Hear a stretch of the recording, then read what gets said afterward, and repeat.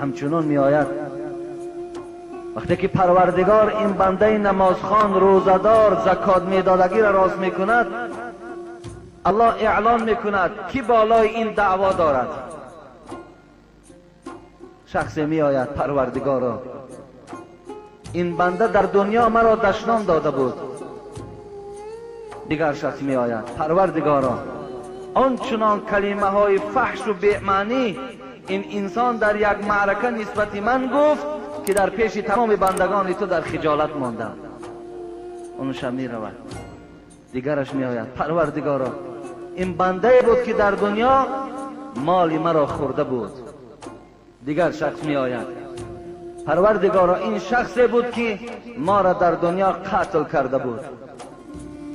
دیگر شخص می آید پروردگارا این بنده ای که در پیشگاه تو راست است از جمله آن کسانی است که در دنیا مرا ضرب و لط و کین کرده بود. این شکایت ها بالای این بنده نمازخوان، روزدار، زکات میدادگی می شده است. پس پروردگار این شخصانی که دعوا کردن باید که قضاوت کند، باید حکم برارد. البته الله حکمش حق است. پروردگار چنان قضاوت میکند که نه برای پروردگار پاره در کار است، نه برای پروردگار دیگر خیش و تباری در کار است، نه برای دیگر نزد پروردگار یار و رفیقی هیچ کاری نمیدهد.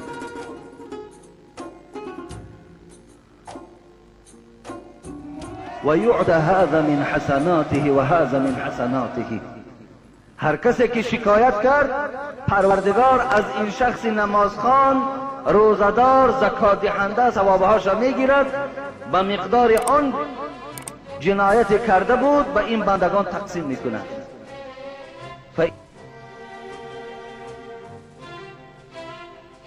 حق خود میگیرند از ثواب این مرد. فإن فنیت حسناته قبل ان یقضی ما علیه. حبیب خدا گفت و دعوگرها وقتی که ثواب تقسیم کردن میگیرن آنچنان دعواگر زیاد است که دیگر حسنات این آدم باقی نمیماند. الله اینجا چیکار میکند؟ اخذ من خطایاهم فطرحت علیه ثم طرح فی النار. رواه مسلم. خداوند حکمش عدل هست، پس از گناه های دعواگرها را میگیرد و در نامه اعمال این آدم میپرتاید. وقتی حسنات باقی نماند، وقتی ثواب باقی نماند، ملائکه های عذاب حکم میکند که اینا برده در آتش پرتاید. حضرت عمر رضی الله عنه این سخنها را میشونید که روز قیامت ما که بالای این مردم سرداری داریم، رهبری داریم، اینها همه بندگان خدا حق دارند.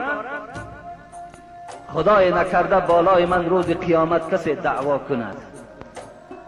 اینا که میدانست، اینا که میفهمید، عدالت حضرت همیشه برپا نگه میداشت. حضرت عمر شنیده بود من لا یرحم الناس لا یرحمه الله. پروردگار میگوید کسی که به بندگان من رحم ندارد روز قیامت بالای اون بنده ما رحم نمیکنیم. حضرت عمر اینا میدانست. لا یؤمن احدکم حتی یحب لاخیه ما یحب لنفسه. حضرت اینا از پیغمبر خدا شنیده بود ایمان تو کامل نیست ای عمر تا زمانی که آن چیزی را که برای خودت دوست می‌داری برای برادر مسلمان دوست نداری. اینها را میشنید.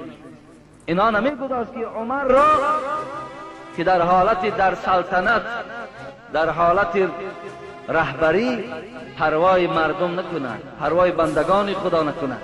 همه این بی آرامی او، آب چشم او، شب خواب نکردن او، عدالت و تواضع او، همین سخن خدا و پیغمبر بود که او را بی طاقت کرده بود. سخنهای خدا را بی طاقت کرده بود.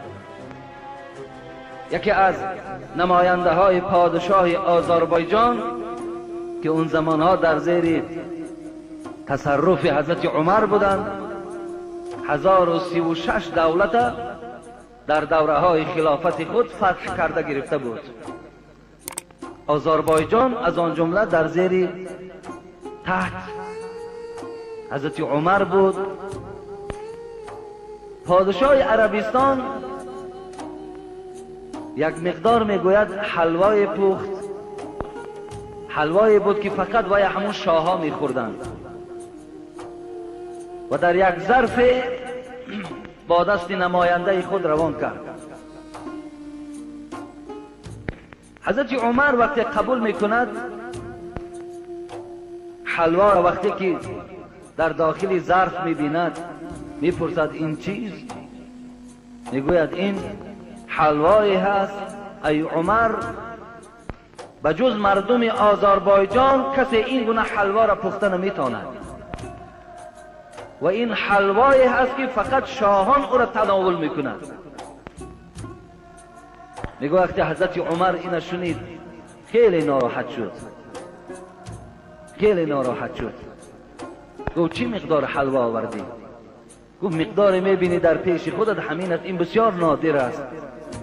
گفت رو، گفت حولا را جمع کن، رو اینا گفت به مردم همون بیرون از خانه عمر هر کسی که پیش میآید باید تسلیم کن و برای شاه آذربایجان خبر ده اگر دفعه دیگر این چونین خوراک مخصوص به نام عمر روان کند به خدا قسم جزای او را میبرارم.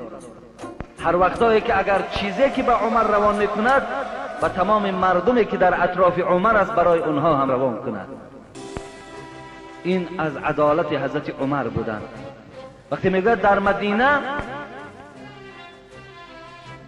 گرسنگی آمد، قحطی آمد، ناداری آمد، مردم بسیار کمبغل شدند، حال مردم بسیار تباه شد، داد و وای مردم مدینه را فرا گرفت. حضرت عمر رضی الله عنه تا زمان این قحطی، این تنگ دستی از مدینه بیرون نمیشد، حضرت کلا روغن نمیخوردند. صاحبای کتاب میگوید روده های حضرت عمر صدا میدادند، آواز میبرآوردند. حضرت به جانب شکم خود میگفت تا زمانی که مردم از قحطی و گرسنگی نجات نیامند قسم به خدا برای تو روغن حرام است، هیچ وقت نصیب تو روغن نمی شود، نصیب تو هیچ طعامی با لذت نمی شود تا زمانی که مردم از این تنگ دستی و از این قحطی نجات نیابند. ببینید حضرت عمر را حدیث های پیغمبر خدا بسیار تکان میداد، بسیار بیدار خوابش کرده بود، بسیار غمخوارش کرده بود. رسول اکرم صلی الله علیه و سلم در حدیث ها می گفت المسلم اخو المسلم، مسلمان برادر مسلمان است، نابسته این مسلمان مالدار است یا مال ندارد، یا منصبدار است یا بی منصب است، برادر هستند با یکدیگر. المسلم اخو المسلم لا یظلموه ولا یظلموه ولا یکذبوه ولا یخونوه ولا یخذلوه. حبیب خدا میگه مسلمان برادر مسلمان است، باید مسلمان بالای مسلمان ظلم نکند، مسلمان در دشمن تسلیم نکند. مقصد مسلمان برده نفروشد، سیر و سودای او را در جایهایی که لازم نیست برده نرساند. مسلمان خار نکند، مسلمان دروغ نگوید. حبیب خدا این سخنها را میگفت، حضرت عمر اینها را میشنید.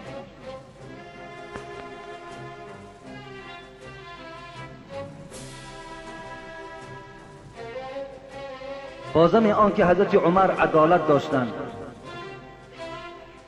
بازم آن که تواضع داشتند، در برابر این حضرت غیرت داشتند، بسیار غیرت بلندی داشتند.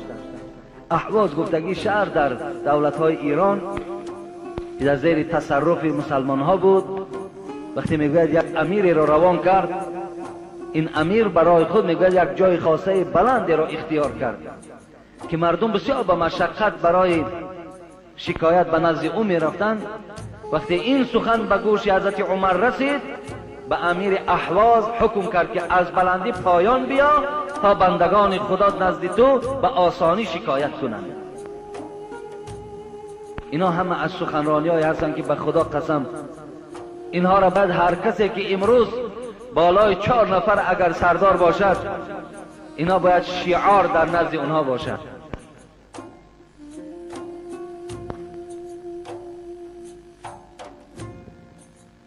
وقتی مردم مکه مکرمه، انیقترش مشرکای مکه مکرمه، وقتی به مسلمان ها فشار آوردن، دیگر طاقت زندگی در مکه نماند، رسول الله صلی الله علیه و سلم مسلمان ها را امر کرد که به مدینه هجرت کنید. مکه را زن و فرزند، خانه، کسی هست نیست، ترک سازید، به مدینه روید. مسلمان ها در حالت خیلی وزبینی، پنهانی، با عذاب و رنج به خاطر خدا و رسول او مکه مکرمه را ترک ساختند. پنهانی می رفتند، می ترسیدند. لیکن حضرت عمر رضی الله عنه وقتی که نیت هجرت کرد، در خانه میگوید سلاح را پوشید، لباس های جنگی را پوشید، بالای اسب سوار شد و به نزد خانه کعبه آمد. تمام مشرکای عرب در داخل خانه بودند. 2 رکعت نماز در نزد خانه کعبه خواند. گفت کسی میخواهد که فرزندهای او یتیم شود، کسی میخواهد که زن او بیوه شود و کسی میخواهد که مادر و پدر او بالای او عزاداری کند، برای شما اعلام میکنم که الحال من عمر به مدینه منوره هجرت میکنم، مرحمت پیش راهی مرا گیرید. تنها بود میگد. برآمد به آسانی میگوید، کسی پیش راه او را نگرفت، راست به مدینه منوره نزد رسول اکرم صلی الله علیه و سلم آمد. در قصه ها می آید از غیرت حضرت عمر. البته جوانای عزیز، ان الله غیور یحب الغیره، خداوند غیور است، با غیرت دوست می دارد. انسان باید با غیرت باشد، آدم باید که جسور باشد، علال خصوص آدمی مسلمان، آدمی ایماندار بجز پروردگار از هیچ کس باید نترسد. یگانه جایی که ترسیدنی هست این الله هست. اگر شما از پروردگار صدقاً ترسید، خداوند همه دهشت و وحشت از روی شما دور میگرداند. اگر شما صدقاً از پروردگار ترسید، هیبت شما را خدا در دل دیگرها جای میکند، شما هیبت پیدا میکنید. حضرت عمر از جمله کسانی بود که بسیار با غیرت بود. باری میگوید یک یهودی همراه یک منافق خانه حضرت عمر در آمدند و گفتند ای عمر، یهودی ابراز کرد، ای عمر، گفت الحال ما نزد رسول اکرم بودیم، یک مسئله برآمده بود، رسول اکرم قضاوت کردند، حکم برآوردند، لیکن این منافق قناعت نکرد، گفت به نزد عمر می رویم، عمر چیزی که گوید سخن عمر قبول است. حضرت عمر وقتی این شنید بسیار ناراحت شد. گفت نزد رسول اکرم بودید؟ گفت بله بودیم. گفت الحال منتظر شوید، من برای شما جواب میگردانم. میگه وارد خانه شد و شمشیر خود در دست گرفت، آمد میگه و گردن منافق زد. گفت این از قضاوت عمر در حق آن کسی که به حکم رسول اکرم قناعت نمی کند. کسی که سخن پیغمبری خدا را گوش نمی کند، در حکم پیغمبری خدا راضی نمی شود، حکم عمر در حق او عنامین است گفتند. حضرت عمر پایبند سنت بودند، پایبند تمام کردار پیغمبری خدا بودند. یک وجب از عملهای پیغمبری خدا دور نمی ایستاد. 50 صحابه میگوید یک روز مشورت کردند، گفتن آخر عمر سلطنت کسرا و قیصر روم در دستش، اکثر دنیا اطاعتش میکند، آخر این لباس عمر را ببینین 12 پارگی دارد، آخر خوراک او را ببینین اصلا 2 خوراک یک جا نمیخورد. چی خوب میشود که آخر نزد او مهمان های زیاد میآید، رویم برای او اعلان کنیم که لباس های تازه پوش، آخر لباس خوبم پوشیدن هیبت دارد، دسترخوان خوب آراسته کن تا که مهمان ها آمدگی ما را شرم گیرند. مشورت کردند، گفتن کی می رود این سخن به عمر میگوید؟ از بین 50 صحابه کسی دلاور نمی شود. هیبت عمر آنچنان بلند بود که این مصلحت را به گوش عمر رسانیدن می تواند. آخر مصلحت کردند که این سخن را فقط علی می تواند که با حضرت عمر گوید. می رویم با علی مصلحت میکنیم. وقتی نزد حضرت علی آمدن، علی هم این پیشنهاد بسیار پذیرفت، لیکن گفت من نزد عمر نمی روم، من با عمر این پیشنهاد را نمی کنم. خوب میشد مادر مؤمن ها عایشه صدیقه را گوید، البته وی این پیشنهاد را میکند. وقتی نزد حضرت عایشه مادرمان آمدن که همراه حفصه دختر حضرت عمر، اینم مادر ما و شماست، زن پیغمبر خدا بود، وقتی که این پیشنهاد کردن، دختر حضرت عمر حفصه گفت پدر من این قبول نمیکند. عایشه گفت من پیشنهاد میکنم. وقتی همراه اصحاب میگوید نزد حضرت عمر آمدن، گفتن عمر، گفتن آخی سلطنت قیصر و روم در دست توست، سلطنت کسرا و قیصر در دست توست، آخی اکثریت این دنیا اطاعت تو را میکنند، اینقدر مهمان های زیاد به زیارت تو می آیند، بیا لباس های تو را نو میکنیم، بیا دسترخوان تو را دیگر میکنیم. وقتی این پیشنهاد مادرمان کرد عایشه، حضرت عمر میگوید پیش از آنی که جواب گرداند گریه کردند، خیلی گریه کردند. بعد از گریه کردن از حیات پیغمبر خدا میگوید یادآور شد در نزد عایشه صدیقه. وقتی از حیات ساده پیغمبر، از لباس عادی و خوراک عادی پیغمبر وقتی یادآور شدن گرفت، عایشه میگوید در گریه در آمد و گفت قسم به خدا، گفت من 2 رفیق دارم، یکی رسول اکرم صلی الله علیه و سلم، یکی ابوبکر رضی الله عنه خدا رحمتشان کند. گفت من دیده بودم در حیات که اونها لباس عادی داشتن، خوراک عادی میخوردن، قسم به خدا گفت اگر از لباس و خوراک اونها یک وجب دور روم، رفیقی اونها نصیب من نمیشود. این معنای پایبند سنت بر رسول اکرم صلی الله علیه و سلم بود. مقصد همیشه شما پایبند سنت های پیغمبر باشید، چی در سلام گفتن، چی در دست دراز کردن، چی در لباس پوشیدن، چی در خوراک خوردن، چی در سخنرانی کردن، باید که ما تابع سنت های پیغمبر خدا باشیم. این گونه غیرت های خیلی بلندی داشت. بار رسول اکرم صلی الله علیه و سلم لقد کان فیما قبلکم من الامم محدثون فإن يكن في امتی احد فإنه عمر رضی الله عنه، رواه بخاری. در صحیح بخاری در بیان فضیلت حضرت عمر حدیث می آید که رسول الله گفتند که در امتهای پیش شخصانی بودند که سخن اونها با سخن خداوند موافق می آمد. اگر در امت من شخص باشد این عمر رضی الله عنه هست. بار میگد بالای منبر حضرت خطبه میخواندن، روزی جمعه بود. عبدالرحمن ابن عوف میگوید بناگاه حضرت الهامش آمد و گفت یا ساری الجبل. 3 بار میگوید این سخن گفتن یا ساری الجبل.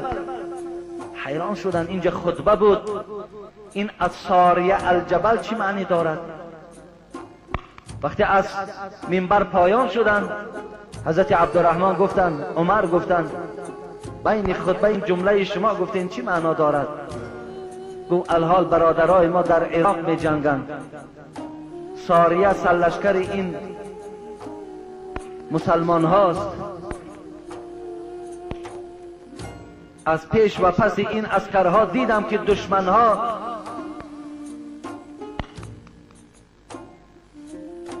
پنهانند.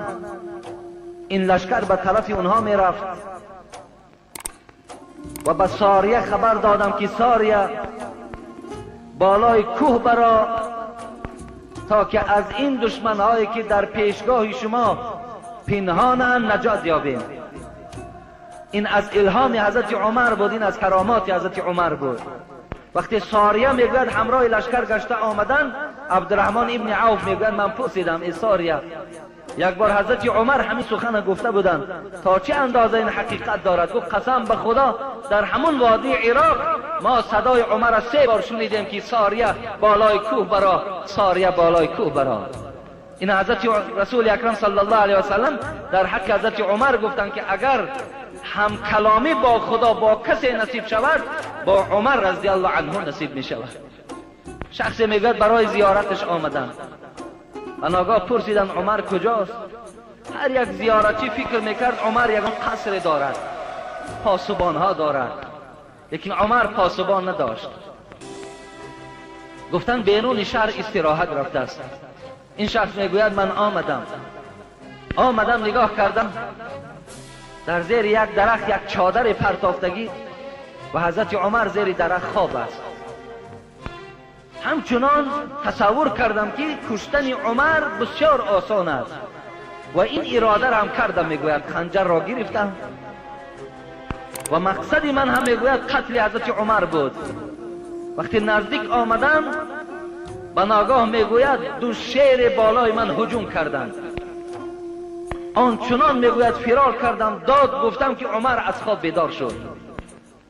برای عمر میگوید قضیه را بیان کردم که شما تنها بودید، اراده من قسم گفت به خدا که قتل تو بود، لیکن این 2 شیر در نزد تو بود بالای من هجوم کردند. اگر بیدار نمیشدی هر آینه ما را تیکه تیکه میکردند.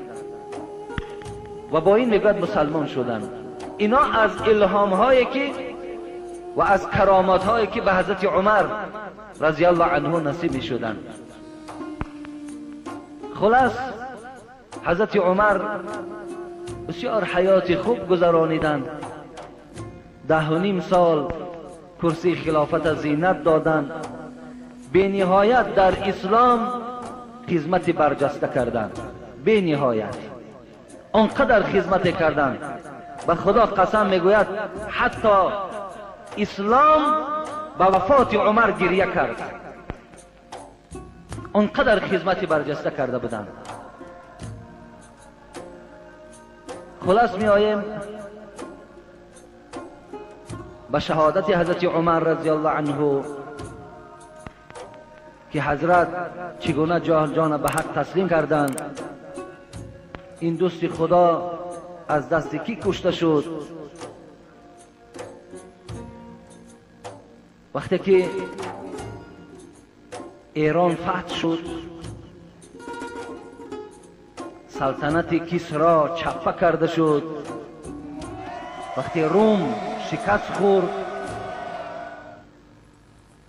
این طرف عراق، سوریه، شام، فلسطین همه شکست خوردن، مصر، تمام مردم، همه رهبرها، مردم مسلمان روز به روز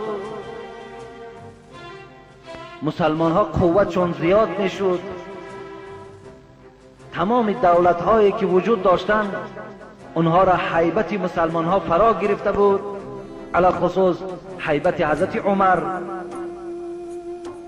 دشمن دید با عراق با عسکر با مسلمان ها جنگیده نمی شود. مقصد آن راحته که شاه ایران داشت یا شاه روم داشت، اون راحت ها از دست اونها اسیر مسلمان ها شدند. اگرچند که در لباس آدم مسلمان در آمده بودند، لیکن زیر دل اونها نفرت به مسلمان ها داشت. مشورت کردند، مصلحت کردند، گفتند تا زمانی که ما دستنگر مسلمان ها نبودیم، تا زمانی که ما خودمان سروری میکردیم چه راحت های زیاد داشتیم. امروز همه ما مطیع مردم مسلمان شدیم، دیگر لشکر نداریم، قوه نداریم که با لشکر اسلام جنگ کنیم، نداریم قوه. خوب می شود که بیاید سر میز مدور می نشینیم و نقشه می کشیم. نشستن نقشه کشیدن. یگانه نقشهشان این بود که باید که عمر رضی الله عنه کشته شود. اگر عمر رضی الله عنه کشته شد تمام مسلمان ها پراکنده می شوند. دیگر ما می توانیم که در بین اینها روز به روز فتنه های نو، جنگ های نو برپا کردن گیریم. اینها وقتی که بین خودشان فتنه شد، بین خودشان که اگر جنگ آغاز شد، همون مثل تاجیکی ما و شما چوب از داخل خودش یا کیرمه از داخل خودش یک مثل داریم. در داخل جنگ می شود، در بین مسلمان ها جنگ می شود. نقشه را کشیدند. هرمزان که با دست ابو موسی اشعری شکست خورده بود در ایران مسلمان شد. مسلمان شد لکن وی مسلمان نبود. وی در زیر گویم در باطن علیه مسلمان باید مبارزه برد. اینچنین سعد ابن ابی وقاص جفینه مسیحی را هم برای تعلیم دادن مدینه روان کرده بود. وی مسیحی بود، وی مسلمان نبود. اینچنین وهبه ابن منبه و اینچنین عبدالله ابن سبا یهودی بودند. دیدن حضرت عمر یگان پاسبان ندارد، شب دراز از حال رعیتش خبر میگیرد. گفتند قتل کردن عمر بسیار آسان است، بسیار آسان است. مشورت کردند. یکی از مجوسی های آتش پرست ایرانی را به نام ابو لؤلؤ مجوسی که انیختر نامش فیروز بود برای قتل عمر تیار کردند. برادر عزیز و گرامی، دشمن با یراق نجنگید، دشمن با لشکر نجنگید. فقط توانست که در لباس آدم مسلمان درآید و در بین مردم اختلافات بیدار کند. در بین مردم مسلمان می درآید، در صورت مسلمان است. 5 وقت نماز همراه تو می خواند، روزه ماه رمضان می دارد، در کار شاید برای شما موعظه می کند، لیکن اونها مقصدشون دیگر است. فهمیدن که با این راه ما مسلمان ها را شکست داده می توانیم. این نقشه را کشیدند. شما نگاه کنید تاریخ وقتی میخوانید، حضرت عایشه مادرمان با لشکر خود با علی رضی الله عنه جنگیدند. در بعضی روایت ها آمده است در بین جنگ حضرت مادرمان عایشه با علی 13,000 مسلمان قتل شده است. اینجا عایشه نجنگید، اینجا علی نجنگید. اینا علاقه مذاکره کردن با یکدیگر، خوب شدن، لیکن قوه سیوم اینها را جنگ انداخت. حضرت علی، حضرت معاویه جنگیدن. حضرت ابو طلحه را در جنگ که بین جنگ جمل میگویند، جنگ که بین عایشه و بین علی بود، حضرت ابو طلحه 10 یار بیشتر که ابو طلحه بود در اینجا قتل شد.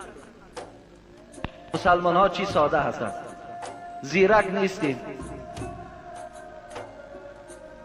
در بینهای ما و شما اختلاف میپرتایند، ما ها را میخواهند پراکنده کنند، میخواهند در بین ما و شما جنگ و جنجال باشد، بدبینی ها باشد، لیکن ما نمیدانیم تا چه اندازه، فکر نمیکنیم، مشورت نمیکنیم، به خود نمی آییم. برای یک عادی ترین مسئله در بین آدم مسلمان اختلاف است، جنگ من می اندازند، بیدار نمی شوید، پیشگیری نمی کنید.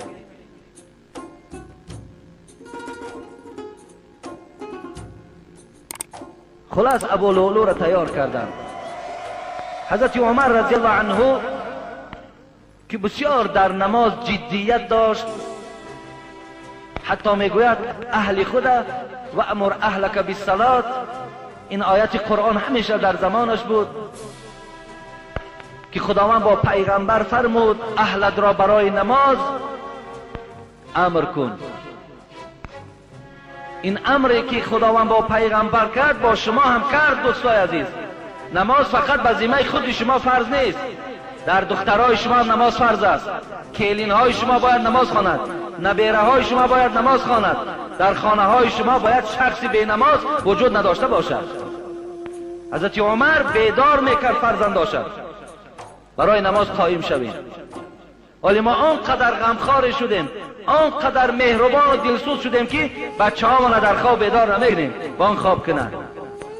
این گویا که نشانه دلسوزی ما باشد، گویا که این نشانه مهربانی باشد، گویا که مهربان پیغمبر نبوده است، عمر نبوده است، ما مهربان بودیم.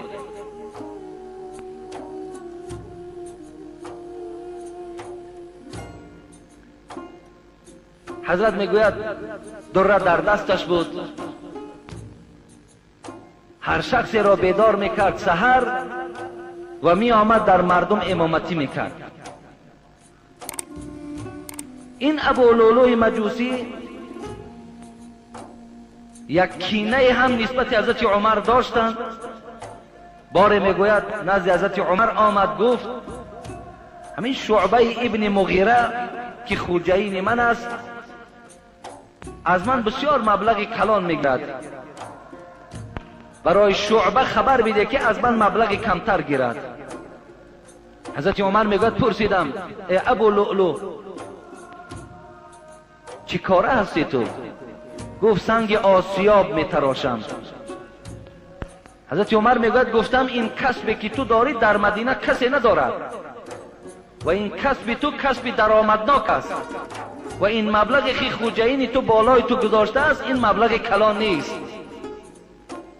ابو لؤلؤ که کارش تمام نشد در وجودش میگه کینه و عداوت نسبت عمر بیدار شد و حضرت عمر میگوید گفت ابو لؤلؤ برای من یک سنگ آسیاب نمیتراشی؟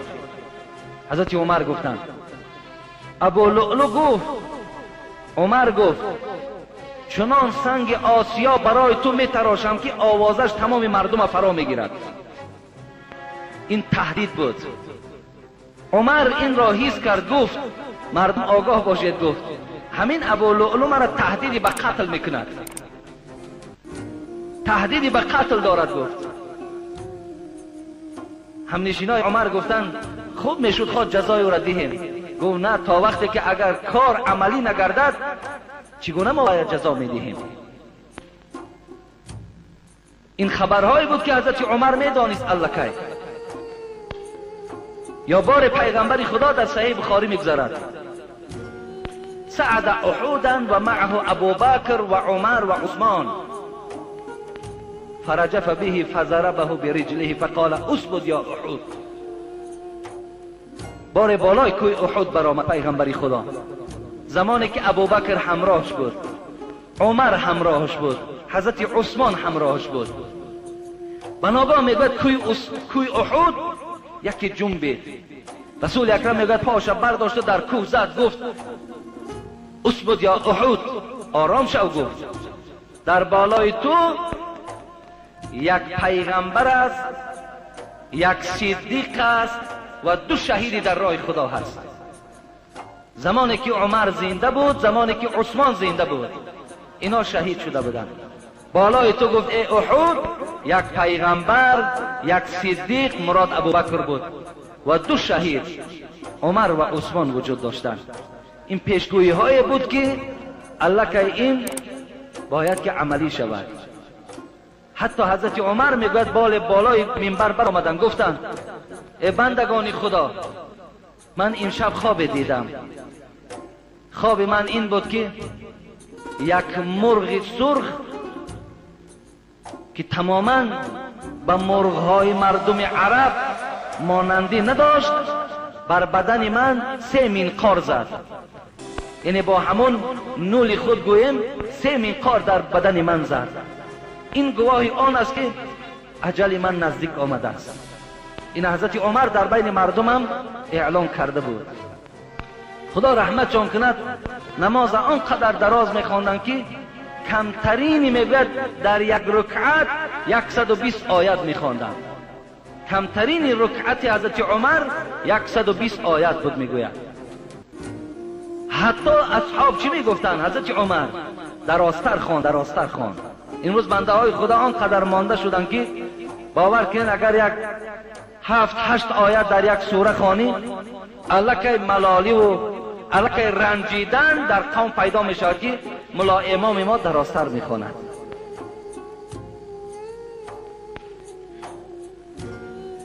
خلاص میگوید حضرت عمر مردم بیدار کرده می آمد و داخل مسجد در آمد. مردم مسلمان همه را صفها را راست کرد، صفها را جوز کرد و خودش میگوید پیش در آمد. پیش در آمد ابو لؤلؤ مجوسی همون سحر میگوید نزد محراب پنهان بودند. البته مسجدهای آن زمان این گونه مسجدهای روشن نبود، شرایطهای این گونه مسجدها بر این آماده نبود. سحر بسیار بر وقت شروع میکردند، تاریک بود، چراغ نبود. وقتی حضرت عمر میگوید کسانی که نماز میخواندن حکایه میکند که صدای اولی تکبیر از زبان عمر شنیدیم، بعد از آن خاموش ماند. الله اکبر گفتم برابر در نماز در آمدن، ابو لؤلؤ میگوید با آن خنجر زهرآلود خود 3 بار در شکم حضرت عمر زدند. 3 بار. حضرت عمر یک باره میگوید خاموش ماندند و در محراب میگوید افتیدند. صحابه ها میگوید نماز نبریدند، بلکه حضرت آواز داد عبدالرحمن ابن عوف هست؟ گفتن هست. گفت پیش در نماز خوان که کدام سگ ما را گزید. حضرت عبدالرحمن آمدن نماز میگوید بسیار بسیار سبک خواندن. حضرت عمر با همون خونهای میچکیدگی از بدن نماز انجام دادند. میگوید 27 ذوالحجه روز چهارشنبه بود.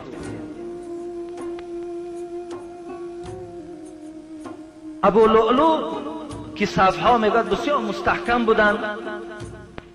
آیا در پهلوهای ما و شما کمتر اگر پهلوها ما تنگتر کنند، اگر کمتر جوستر ایستیم ما ناراحت میشیم. حالا که قاعده نماز همین است که صفها باید که جوست باشند. ابو لؤلؤ میگوید صفها که مثل دیوال مستحکم بود، 1 صف یا 2 صف را گذشت دیگر گذشته نتوانست. لیکن به هر حالم بود با خنجر خود میگوید 13 صحابه دیگر هم راهی کرد، یعنی جراحت برداشتند که از آنها 7 شهید شد، باقی ماندهش باز سلامت ماندند. وقتی که در دست مسلمان ها اسیر ماند، دید که دیگر راهی خلاص نیست، با همون کارد زهرآلوی خودش را قتل کرد. مقصد وظیفه تمام شد. چی نقشه ای که برای پراکندگی مسلمان ها بود انجام داد.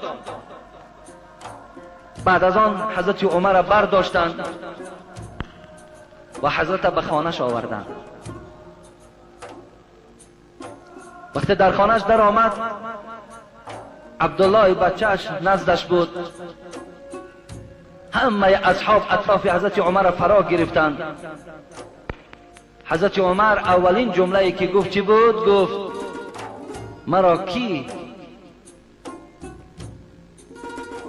کی به این احوال انداخت؟ کی مرا اراده قتل داشت؟ فرزندش عبدالله گفت ابو لؤلؤ مجوسی بود. حضرت میگوید بلند تکبیر گفتند، الله اکبر گفتند. هزارها شکر به سوی تو ای پروردگار که دعای من مستجاب شد.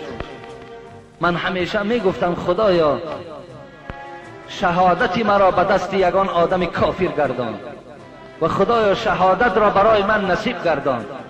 هزارها شکر به سوی تو که از دست مسلمان کشته نشدم، بلکه از دست یک آدم بیدین کشته شدم تا در پیشگاه تو درجات شهیدی را بردم. سر در سجده گذاشتن، شکر به سوی خدا کردند. 5 روز بیماریش دوام کشید. 5 روز. یکم ماه محرم بود میگوید که الکه درد حضرت زیاد شد. گفت آن چیزی که میخواستم در اسلام خدمت کنم انجام دادم، فقط عبدالله یک کار دیگر مانده است. اگر همین انجام یابد دیگر هیچ مرادی ندارم. عبدالله گوش میکرد. گو رو پیش مادرمان حضرت عایشه و به عایشه بگو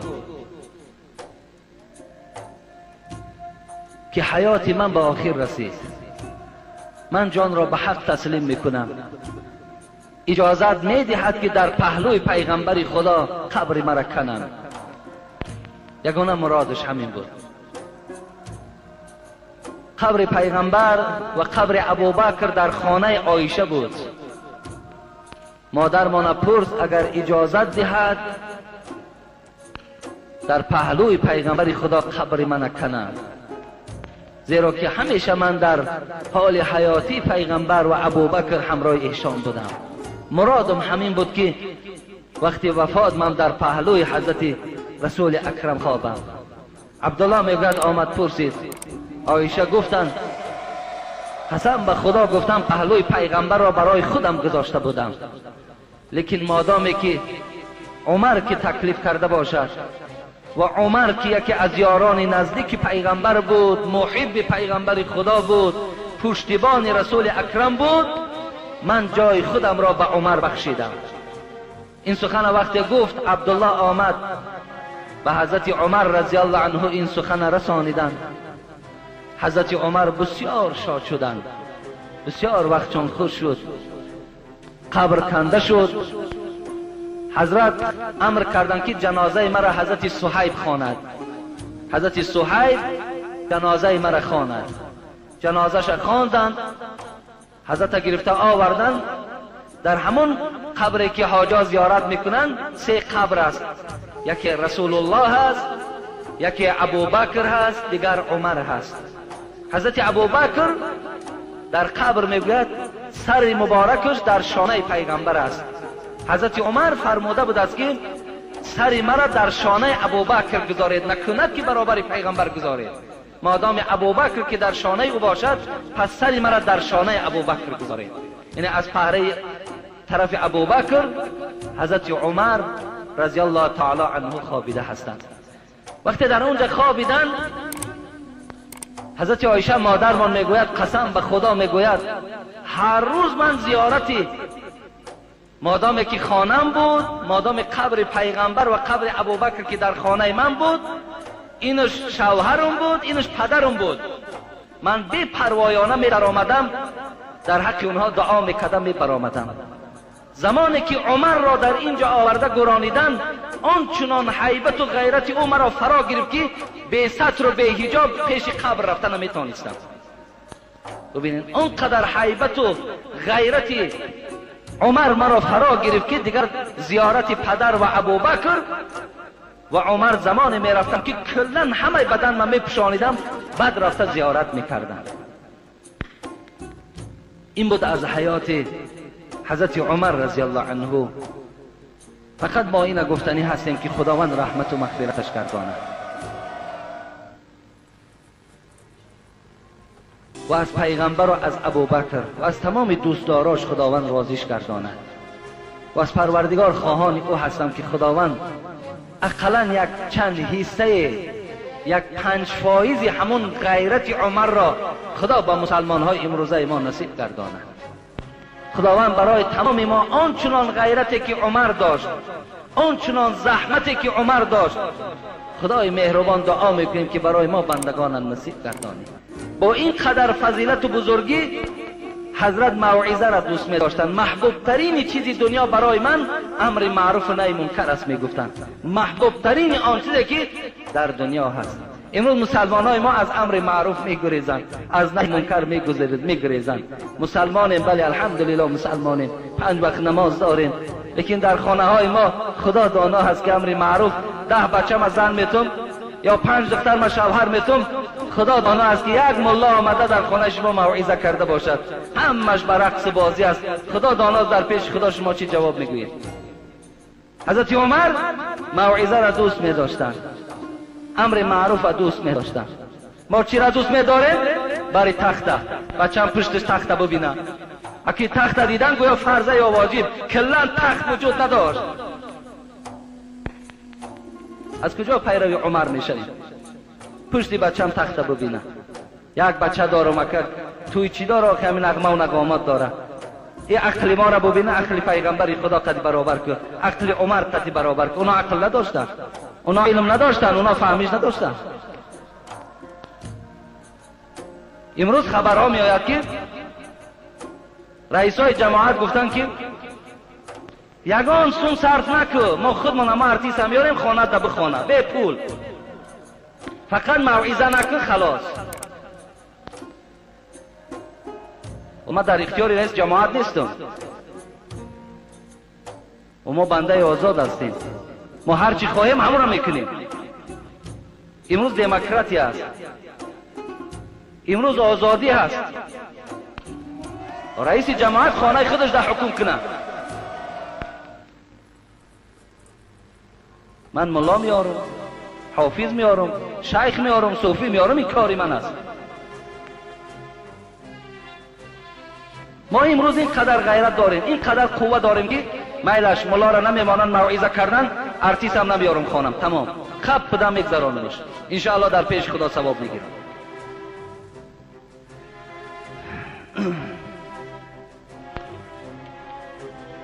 خداوند همه ما و شما را در حفظ امانش نگه دارد. یک چند برادر را خیر احسان کردن. جمعه گذشته من از بس که مهمان بود خواندن نتوانستیم، این جمعه در حقشان دعا میکنیم. خب